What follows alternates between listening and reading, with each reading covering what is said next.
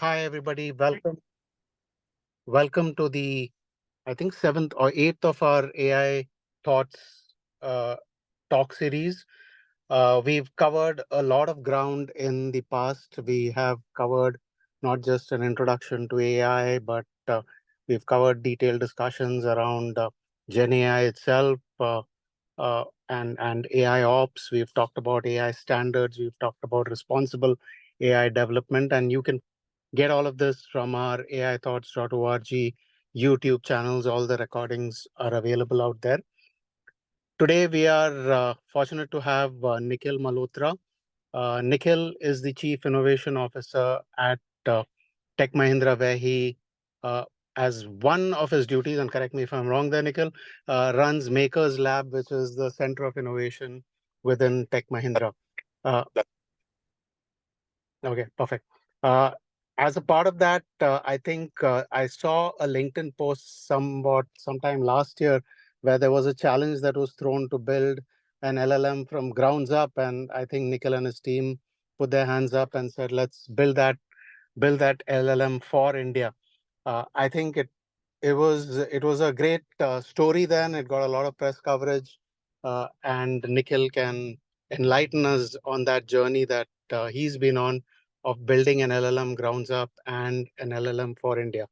I think with AI being a great leveler now, at least in the geopolitics and all that are playing out around AI, India has a great chance to stand up there and be counted for. So, Nikhil, without much ado, I'll hand it over to you. All yours. You can. So I'll share two or three different PPTs. Thank you so much, guys, and sorry for the delay. I'll share my screen, but I'll show two or three different things, Devakar, if you don't mind, in different contexts in what we are essentially trying to do.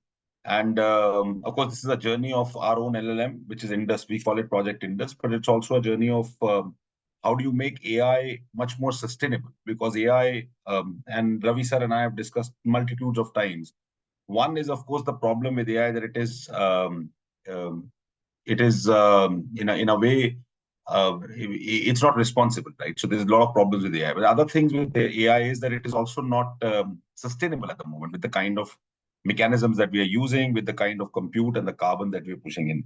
But just for everybody on the call, I take care of Makers Lab. There's a different story you can read on my book in terms of what how Makers Lab got started. Ravi sir was there. We wanted to find out a place where R&D could happen, and I think the basic principle and premise behind this was that Makers Lab becomes a kind of R&D place for us. Number one. Number two, Indian R&D ecosystem needed to be picked up, and this was way back in 2014. My background in technology goes way back. I started about 20 years back, or now 22 years back, with IBM as IBM Watson engineer, and worked on Watson, and that's why the bug of NLP really got into me, and the AI. And that AI was very different. It was statistical. AI of today is very different over there. But over the past 10 years, since 2014, that we have built this kind of place called Makers Lab, we've done quite a number of firsts in the whole facet. Now, what you see on the screen is some of those firsts that we have managed to attain. And what we call ourselves is a kind of conduit between academia, corporate, and government. So if you even believe that the left-hand side is all marketing, which includes imagination, people, etc., I think the work on the right-hand side is real, and we're very proud that we've impacted humanity. Now, most of us have most of us have taken 2 or 3 doses of vaccine while COVID was on. Very few people know that we also, like Makers Lab of Tech Mahindra, also founded out the therapeutic molecule behind COVID-19. What was the idea behind therapeutics? I think vaccines effect stays for a small period of time, and you have to take vaccines regularly. Whereas therapeutics actually can, like paracetamols, can live with you for a longer period of time. So I think that was the whole principle in terms of what we did. And this was the fundamental research in terms of molecular docking, in terms of understanding the virus, understanding what you could do with the virus, and so on and so forth. And we had partners who were helping us. We not only founded a molecule in software, but we also tested it with petri dishes. We tested it, in terms of its impact on 3D printed lung, and so on and so forth. India's first metaverse public service bank to go on metaverse was also because of work that we did in Makers Lab in Tech Mahindra. This is Union Bank of India, and and you can go to unionbankofindia.com today. You can register with your mobile phone. You don't have to be an account holder, and you will just simply enter the metaverse. And the reason why we put in Union Bank of India onto metaverse was their ask of saying, look, we've got 100 million people as banking with us, but we don't have these youngsters who want to join this bank. They don't have the impact on banking. So this metaverse is kind of a lounge. It was launched in 2021, but the lounge actually allows you to do loads of things, like both banking and non-banking stuff. So you can have loans, you can order your checkbooks. Of course, you can't transfer money from an account to an account because that is not permitted by RBI. 140 million farmers, or close to that, which is the number in India, use an app which is also built by Makers Lab. This is actually built by us for the PSA, or the erstwhile PSA, Principal Scientific Advisor for the PMO's office.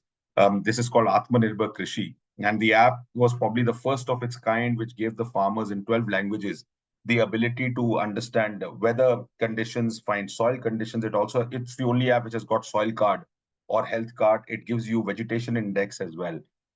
There is also provision for you to, of course, understand precipitation, weather, but also dams nearby in terms of how you want to plan your agriculture.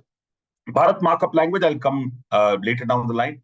But Bharat Markup Language was our attempt in a CSR mode to give every rural kid an ability to code in the language of their own choice. Now, there's a big story behind the scenes.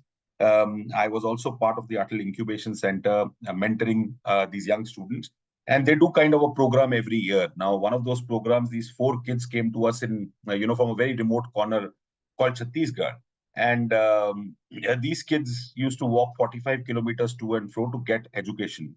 On one of these days, these kids accidentally dropped, in Hindi, hara saag, lal saag, or the amaranthus seeds, and also some millets on that particular ground. The wheat that sprouted out, they actually crushed it into some kind of a water, and they started giving water to the region around. Um, they found that 90% of malnutrition was over when they actually did this. This project actually got UNESCO's eye, and UNESCO gave them some money and funding to actually develop it further. So they came to us and they said, what more innovation? So first and foremost, we were aghast, right? This is fantastic innovation. This is grounds up stuff that they've done. So all we could give them, as a suggestion was, look, don't take water or don't bring water and juices, just convert it into seeds or powder, which is much more hygienic. One of the kids that came to me that they said, had I known English, I would have taken it or this innovation to the rest of the world. I think that got us into thinking if we can bridge this digital divide in some way or the other and build a kind of tool that enables enables every kid to code in the language of their own choice. So Bharat Markup Language is open source, it's free. Bhamal allows the ability for every kid to code in Gujarati, Marathi, Punjabi, etc. And there are about 125,000 kids in the country who are actually using Bhamal. There are about 50,000 teachers who've trained it. So language is always connected to us. Our open garages actually sit across the board. We actually do this innovation, not just our main centers in Pune and Hyderabad, but we sit across the world. We actually sit in Finland, we sit in Japan, and these are satellite labs which actually do that. Now, looking at the trends, if you just cover the trends of it, right? So the trends that we see, and this is not a McKinsey report, this is Tech Mahindra research. We see these trends surging across the board. AI, of course, the story of LLM is great. Everybody's talking about it. There's a lot of investment and innovations at the forefront. Generative AI is probably a talk for every board meeting. However, there's also a significant cost and environmental concerns around AI. And I'll come to that over there. So the ideology is, can we have precision over size? Rather than just building these large models and making sure that they consume or enabling them to consume a lot of energy. Quantum has started taking green offshoots. You will now find a lot of people talking about quantum security. In fact, last year, US president also gave a law in terms of NIST or NIST standard saying every outlooking system or business should be quantum secure, at least should be post-quantum secure in terms of dealing with it. And of course, metaverse, you've seen the hype cycle, you've seen metaverse last year, but we believe that the coming years will have metaverse more in terms of industrial metaverse and digital twins rather than anything else. And of course, home-based robotics will come in. Now, very interestingly, this is a McKinsey report.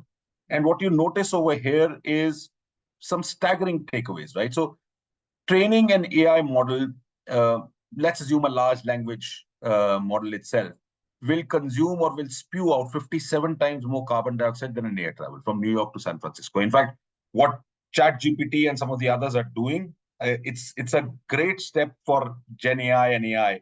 And we, for the first time, can have human conversations ready. But that's also a model which has consumed a large amount of electricity and spewed out a large amount of carbon dioxide, which is not very good for the nature. So and there's a huge memory wall that is now occurring over it. And this memory wall can actually take you in different directions. So what you notice, the green line is the line of how the hardware is picking up. So we now have H100 boxes from NVIDIA, which are 80 GB. And there's a red line, which basically is the amount of parameters and the fine tuning that you want to give into a model. And they are at enormous sizes. The gap is huge. So what do you do to fill this gap? You pull in more GPUs, you get in more systems into it, and that's actually increasing your compute, that's increasing cost, but that's also increasing the carbon footprint of the nature, right? So these are ideologies that work with us.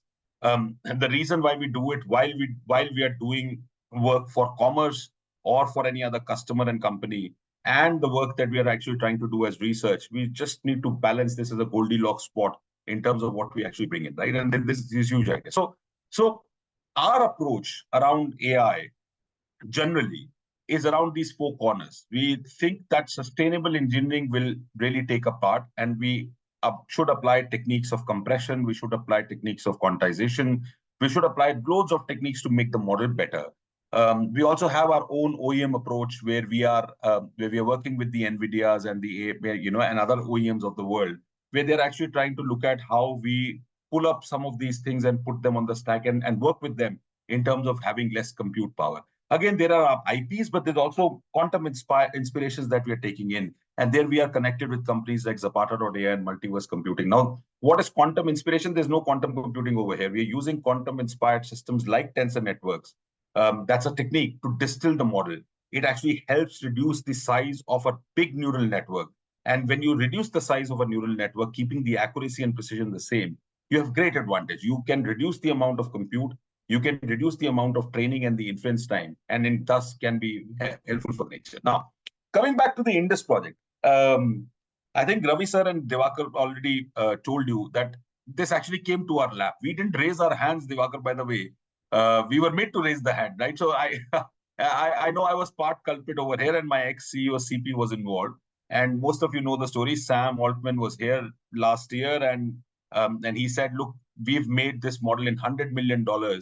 Can you create a model in less than 100 million, for example, or less than 10 million?" Also was the bet. I still remember I was sleeping, and at 11:30 p.m. and CP called me and he said, "What do we do?" And I said, and I was actually in my sleep, and I said, "Go ahead." Little did I know that CP would actually raise a Twitter request and saying challenge accepted. And then there was a date given to me saying, "Look, 19th December is my birthday. I should have one model at that time," right? So that is how Indus came into being. Question was, what do we want to do? Do we want to go the normal route of creating languages like all other languages? So we've got Tamil, we've got Malayalam, we've got Hindi, we've got all sorts of language in the country.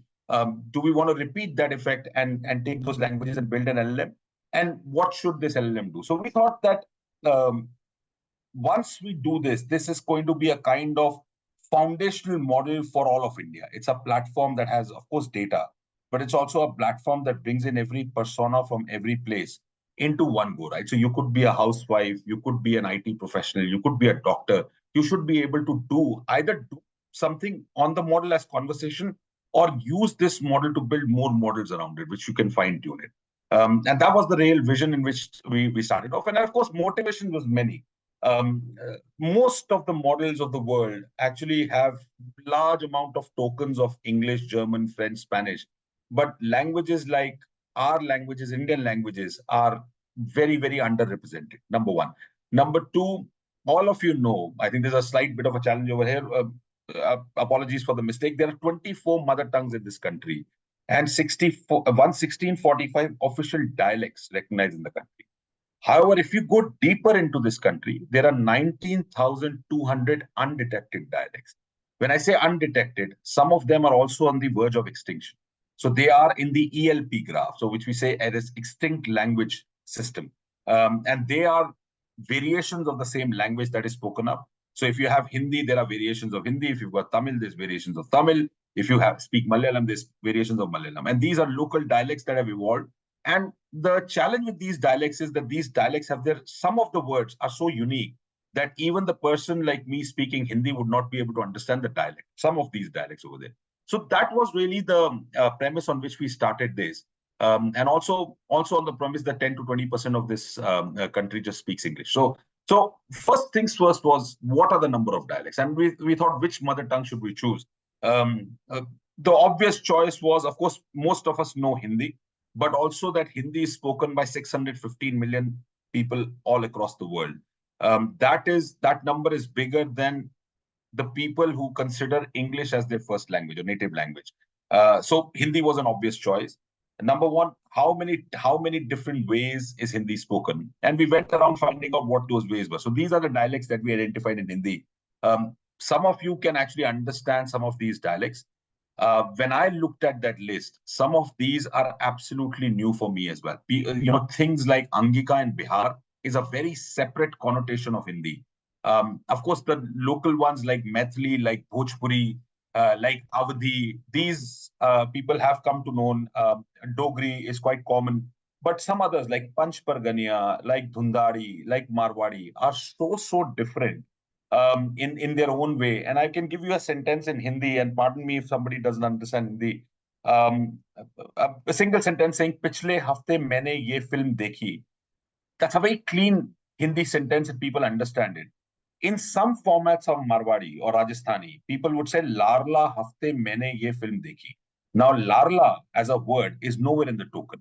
So if you are trying to do an ASR, if you're trying to do, let's say, the recognition of speech, or even if you're trying to build a foundational language model, it's so difficult to get this word because the token was never there. And the language will be misconstrued or will not be construed. So that was the main idea. So we thought, we'll make a foundational model. We'll uh, we'll keep it as the core, as the Hindi language and the dialects itself. And we'll start off with these dialects in 37. Now, the other thing was, how do you collect these dialects? So we did a great work in terms of sending teams out to the Hindi heartland, where people actually connected with people, went onto the portal, started collecting these languages and dialects, started collecting Hindi. Before I started this work, and obviously Bhashini came up from Bharat GPT, the total number of digital tokens available for Hindi and our language was 2.8 billion, only Hindi. 2.8 billion tokens do not give any right to make any LLM, because the LLMs need larger amount of tokens. And on the other hand, we see ChatGPT, which has got 175 billion parameters. And by scaling it by 20, which is the law that we normally follow, it already has about 3,000 billion tokens, so 3 trillion tokens that it works on. And now there are models which are coming in with 9 trillion tokens. So anyways, this model and this language was not there. So we actually went into translation of some of the English text, which was available in open source. We went into collecting this data. We went into the open source, dipped into the open source. And we were very happy that by 18 December, we actually created a 539 million parameter model, all grounds up. So there was no ChatGPT, there was no Llama behind the scenes. This is grounds up GPT that we built in, with 10 billion tokens as the language, which was already greater than 2.8 billion. We took about 10 to 14 people, and remember, the impact was, we wanted to do it under $10 million. We've managed to do almost in 150K that model. And now another 100K, we are actually managed to do a bigger model, which is 1.2 billion parameters. This model was trained on 48 large 40 GPU machines, which is running A100. And these were CDAC machines. So we could actually reduce the cost and so on and so forth. And the uniqueness of this model is it's got no English. It's got no spurious token. So it's got only one language. It's got Hindi. It's got its own tokens of Hindi. It's got its own tokens of the dialects. And its loss is much lesser. I will show you, if time permits, some of the way it's actually talking as we are testing it. So the loss of the model is 2.3, 2.4, which is about 0.2 times lesser than GPT trained model, the earlier GPT-2. Remember, GPT-2, when it came up in the market, it was almost around 300 to 400 million parameters. Our first model was 539 million parameters in lesser amount of money. We have now readied 1.175 billion parameter with 22 billion tokens of the language. And we have done it again in about 2 to 3 months gap, and we'll release it by the end of April, as you see. But when we did this, we started creating a lot of toolkits, because we thought this will be utilized by people on the open source for the community to innovate as well. So toolkits for bias removal. So if you go and search the open internet, you will find, and pardon me again if people don't understand Hindi, but you will find biases as such. You will have gender, violence, political, about 10 or 12 different types of biases we found out. And we thought if we would give human effort in removing these biases from our text, that will be a huge, huge effort for us, right? It will take people about the orders of thousands working 24/7 to do this. So we actually then again took the help of AI, and we actually built a bias detection tool in our system. So this bias detection tool is pretty cool. It actually takes care of 60 to 70% of the biases. The moment you give it a corpus or a corpi, this helps you detect biases in a specific sentence, whether it's a gender or a language bias. And it's up to the human being who's actually curating this text. You can remove it or you can let it pass through depending on the nature of the bias. So this was Indus. And then suddenly we found out that there's we have an interest from our own partners to build a model in Bhasa, using the same mechanism. And we are now doing it for Bhasa as well. Bhasa is now being collected. The earlier one was created in 1.2 billion parameters. Now it's already around 4 billion parameters. And I'll give you a quick glimpse of how Bhasa works, just to give you an idea.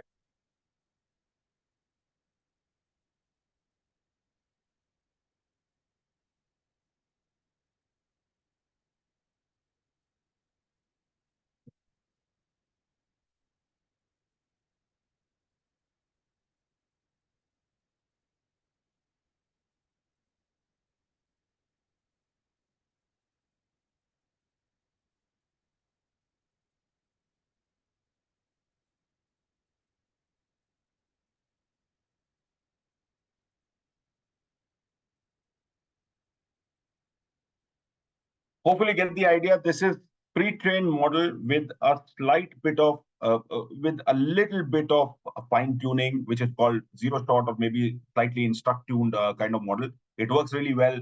The only reason why we have actually put English over there is because we don't understand Bhasa ourselves. The AI understands it. So we had to find out whether the answers were coming out as were right or not.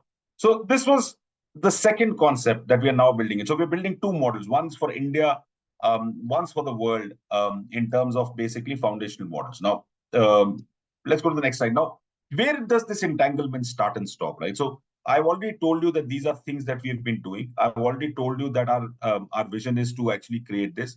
I've already told you that there's a huge impetus on sustainability. There's a huge impetus in terms of how quantum is coming in.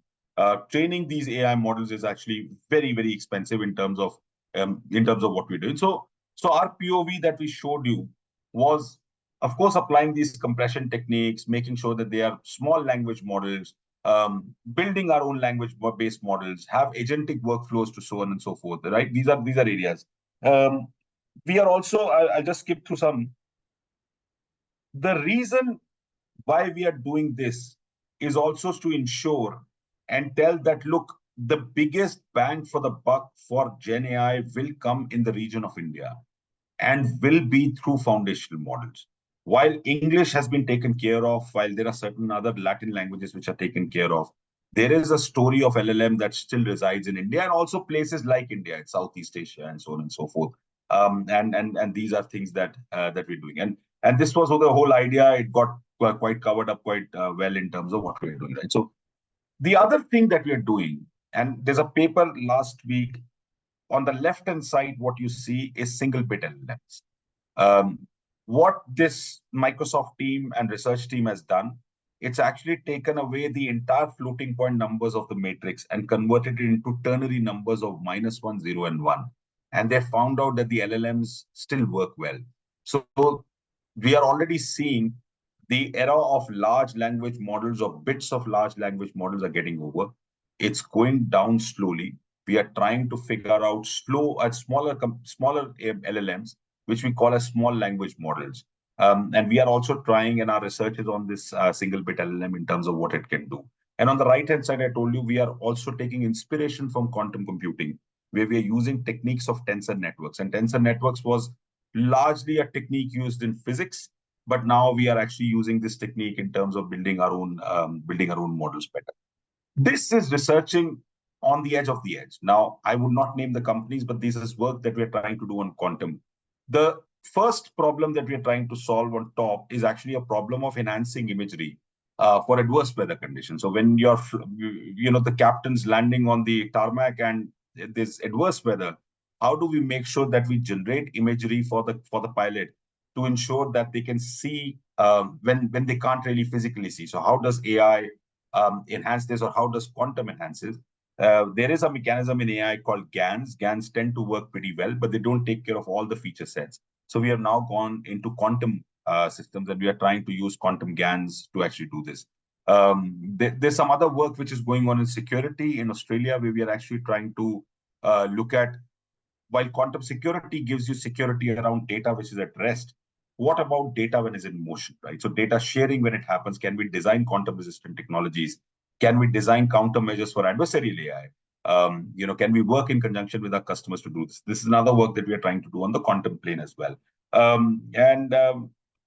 Largely, how do we plan to do it is a very different ideology that we give. But generally, I've shown you 2 or 3 different formats of it.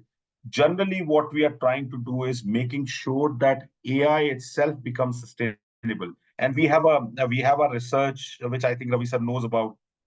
We are also taking inspiration from the human brain to actually put it into AI. That's a paper that we have just presented into Brain Informatics, where we are actually saying, look, the brain, what we have learned through the ages, our brains actually tune to it. The brain actually takes in an electrical signal, and that gives me that ability to touch, to talk, to understand language. And there's different centers inside the human brain. The way the brain learns is only because the synapse of the human brain gets tightened when you do those when you repeat things over and over. Can this process of Hebbian plasticity, as we call it, or synaptic weight systems, can be applied to AI? So we did apply it. We did apply this Hebbian plasticity into our own models, which had only graphs and had nothing to do with neural networks. And we found that the pre-training part of understanding the language did work well. So we actually projected that information and metrics to in the paper, saying, look, that could be another way in which we could look at the world, from an AI perspective. So that's all the research that we're trying to do.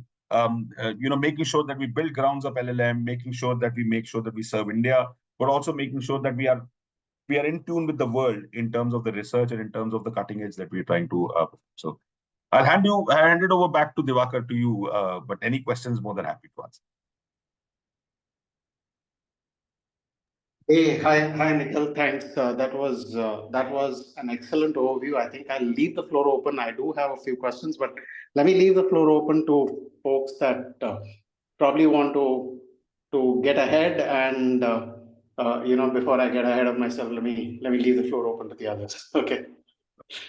Anybody, any questions? Feel free to unmute your mic and ask.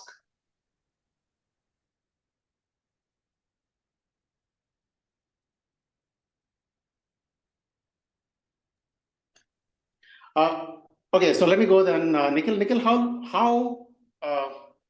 how complex is it to build large language models from grounds up in terms of give me a sense of how complex is it? I mean, I know OpenAI, people like that, Google throwing billions of dollars into building large language models and refining them, right? So I always thought that India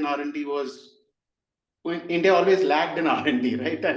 And throwing billions of dollars behind an enterprise like this, or whatever is the millions. How did you manage that with the Indian jugaad and the Indian? No, you're right, Devakar. I don't think I would not say the act of building an LLM is complex. I think the act of building the LLMs in lesser cost, as jugaad as you call it, is tremendously complex. And the reason why I want to project it in the open source is also to share this information with people of what we did, how we did that, and so on and so forth. I think that's very important. And once we do release this model in the open source, we also want to share the whole process, right? The process that we did. We actually did two things significantly well, which actually made sure that we are giving less cost, and we are incurring less cost in terms of making this model. Number one was we made sure that data was perfect. I think there are enough people in the world who understand the AI models, they understand the architecture, they understand transformers, they can build a decoder architecture. I think the act of building the LLM is first to get the right set of data. And that's very, very important for us. If you give any kind of data to the LLM, it may not, the foundation model may not converge in the end. And that's really the most important thing, number one. Number two, I think it's also very important that the cleaning, the curation of the data, the deduplication part of it goes through a regular process. And of course, you need humans to actually check that in terms of doing things. And that is, again, the curation part of it. First was collection of data. The second is curation of data needs to be proper. And the third facet is also making sure that when you do apply it, you apply it with a sense of the final objective. I didn't want my foundational model to do almost everything. And that was not the intention. The intention was not to beat size. The intention was to only beat precision. And I only wanted my model to do question and answers. And you have to be clear about the objective. If you make that objective very clear, and these 3 points are clear, I think building it from grounds up, as a model itself, is not the most difficult task. The most difficult task is basically doing all of these 3 things, right? We have very little data, so collection takes a lot of your time. And I was saying that, building this foundational model, if you have 10 people, about 6 to 7 of them are actually just connected to collect data only. The rest of the 2 or 3 are data scientists or AI modeling engineers who are trying to do some work over there. So that's the real catch in building LLMs from ground. Great. Okay. Anybody else? I'll leave the floor open to the other.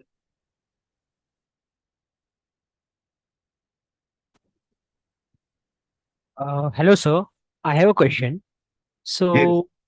it is more of technical side related to how data is being sent as an input. Like, is it a question answering as a chatbot, the foundation LM that you built? So is Yeah. it a continuous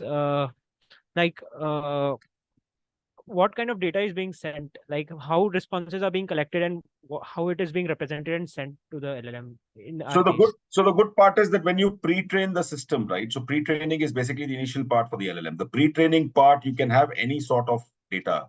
The model just needs to understand the language and the generation part. So the first part is just pre-training.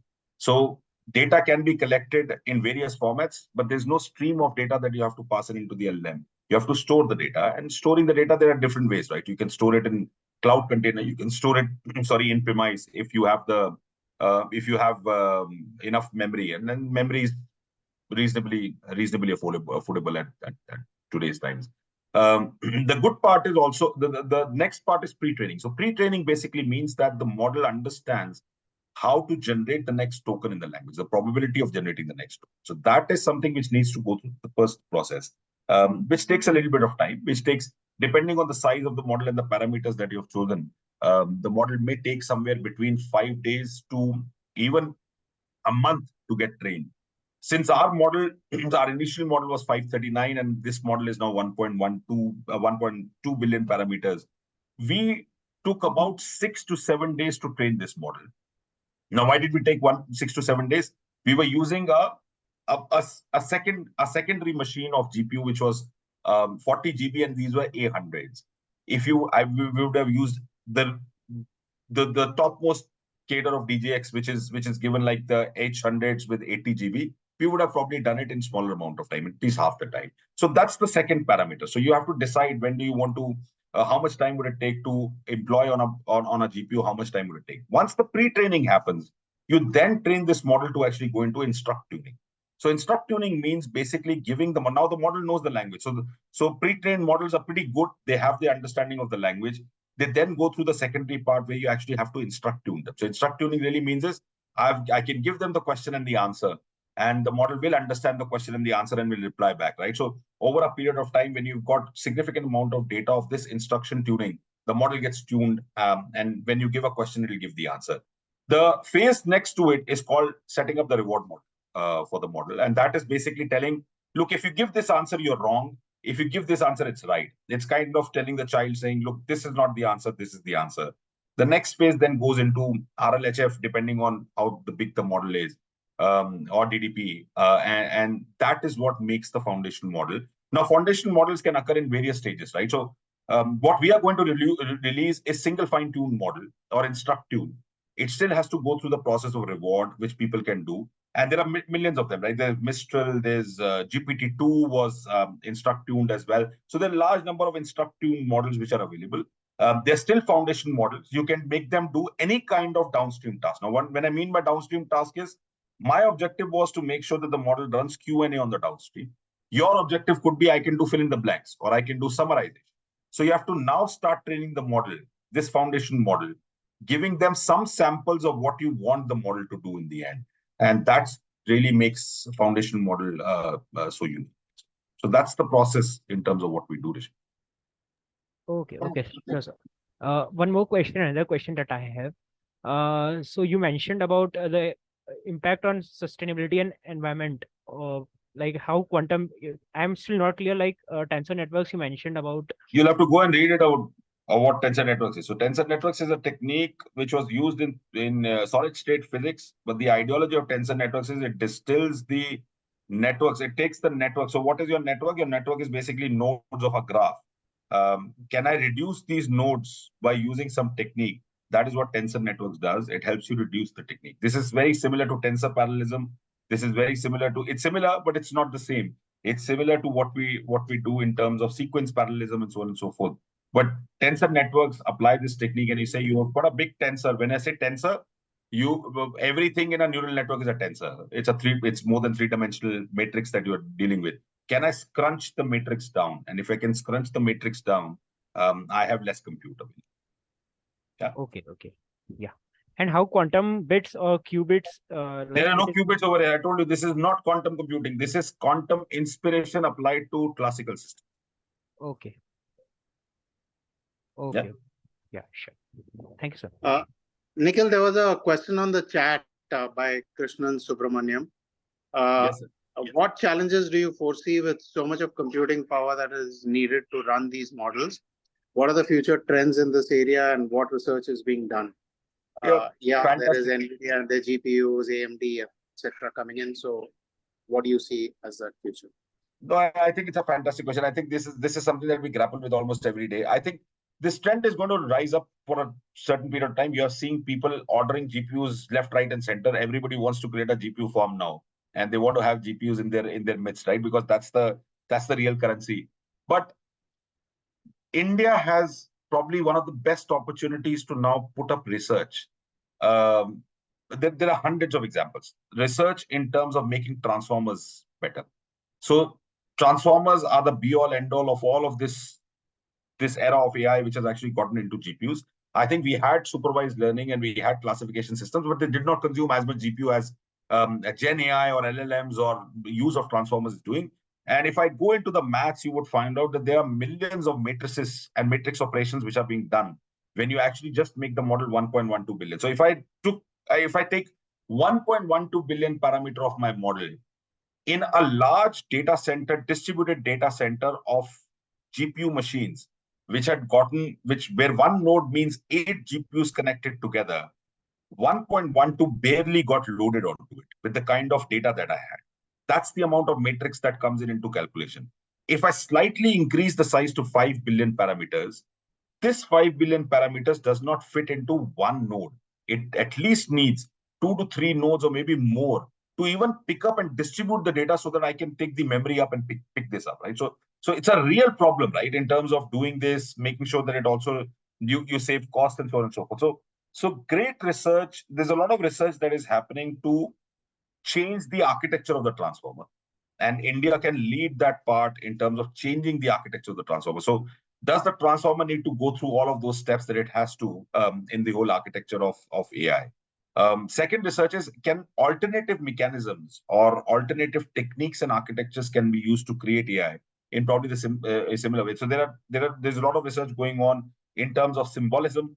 a symbolic AI that is actually coming in, along with, of course, the connectionist approach of neural networks that we see today. So that research is going on. India can lead that research. And then, of course, I told you, quantum is another area where quantum-inspired systems can actually come in to change AI and the way AI does, or maybe relegating of some work to quantum once the error correction is good in terms of the qubits.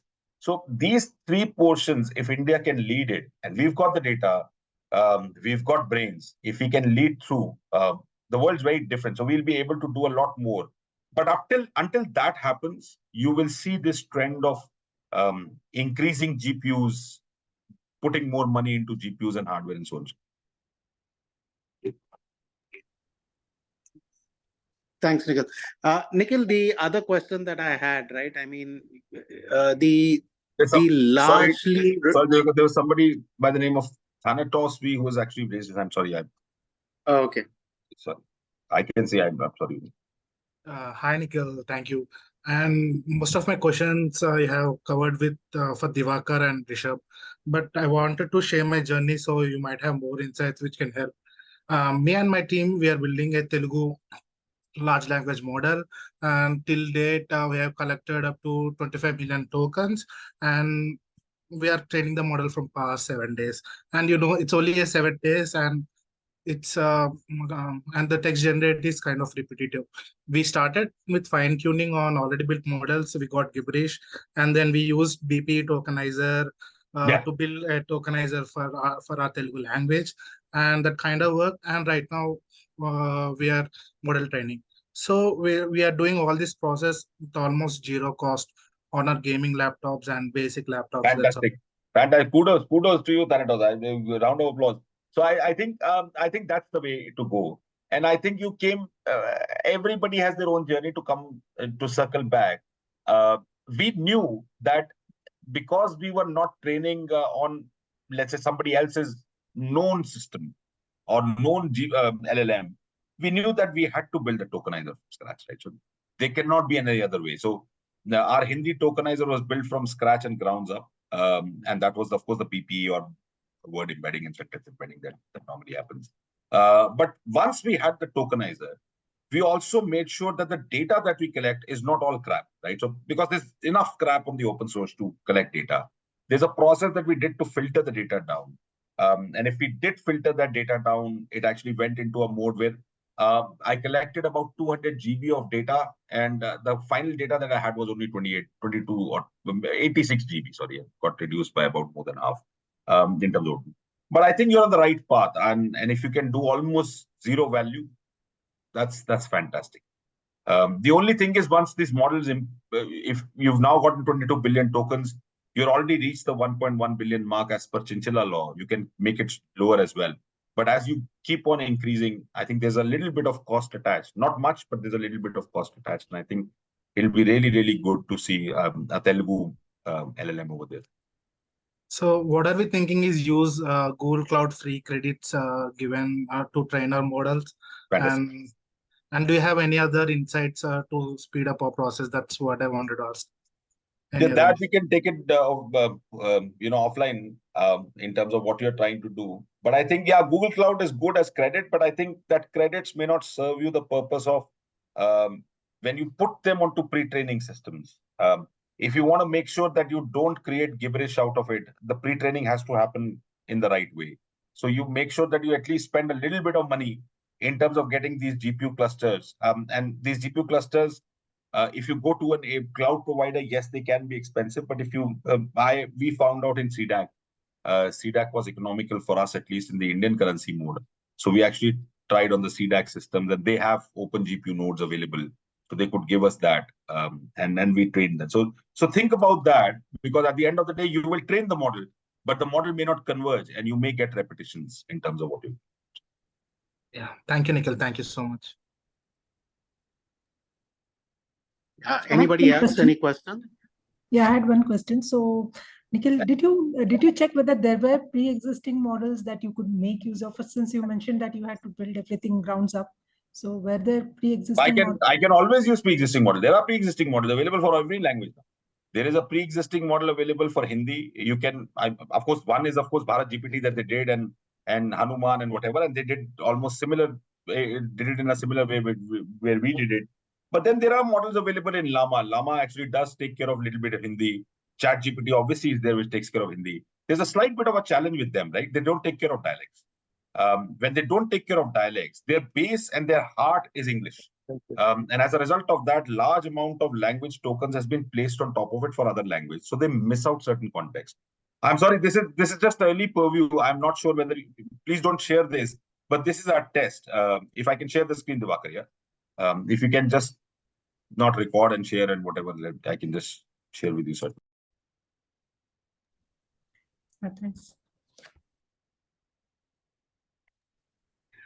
So Nikhil, one of the things that, at least in my limited view, that non-English languages suffer from, and I don't mean the European languages to that extent, but I mean, at least in India, is a lot of data or good data in digital formats, right? How do you go about then accumulating data? How do you then go about making sure that is the future of Indian languages still a point where there will be a lot more content that is available for models to be trained on a variety of subjects, be limited to being small language models or large language? No, that's a great question. I think what data still continues to be a problem with India, right? So I can vouch for it, and I can do a marketing saying, look, I have 12 GB of dialect data or 15 GB or 20 GB of dialect data. The per dialect data is very low. And I think that is something where there's enough effort going on. And now I think the effort has started.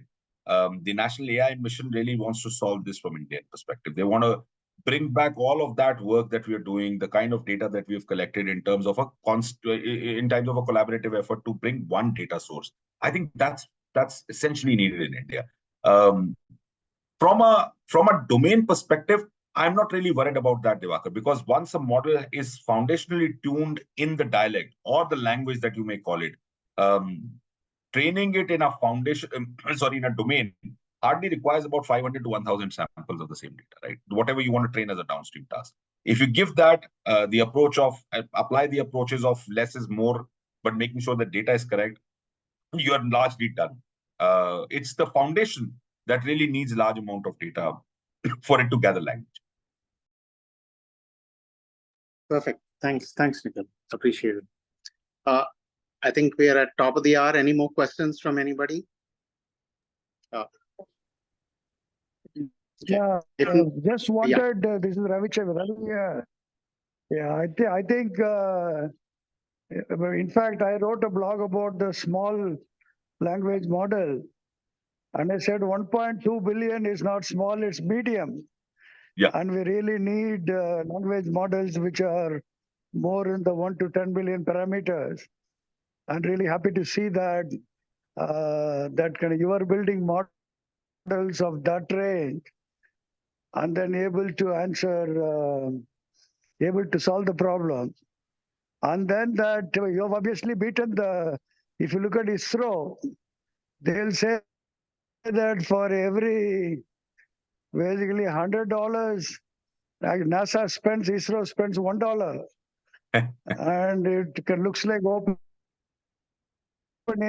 every $10,000 spent, you are spending $1 or not even $1.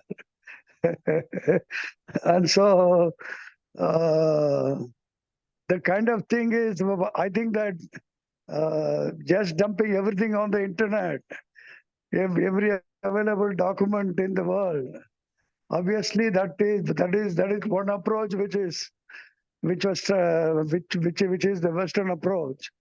Yeah. And they are trying everything, and so the parameters are reaching 175 billion and all that. But I think there will be law of diminishing returns. Yes. And what you are attempting is good. And so I think the data in the Indian languages is still a concern. Yes. And of course that we can look at some of the larger languages. I think Hindi is spoken by large population, Tamil, Telugu. Yeah. Now I've got requests of Tamil. Bengali, 4 or 5 languages. Yeah. Yeah. So They can cover. I know the dialect problem is there, but that is something you can tackle it as a step 2. But if you can get the main dialect, which is the common dialect, and so it's really fantastic. I think you can happy to see that progress, and thanks for sharing the information with us. Thank you so much, sir. Thank you so much. It's a pleasure. It's a pleasure. Thanks a lot, Nikhil, on behalf of AiThoughts. Again, thanks a lot. Appreciate you having taken your time off and come on to this. Thank you, Devang. Thank you. Take care. Take care. Bye. Thank you, sir. Thank you.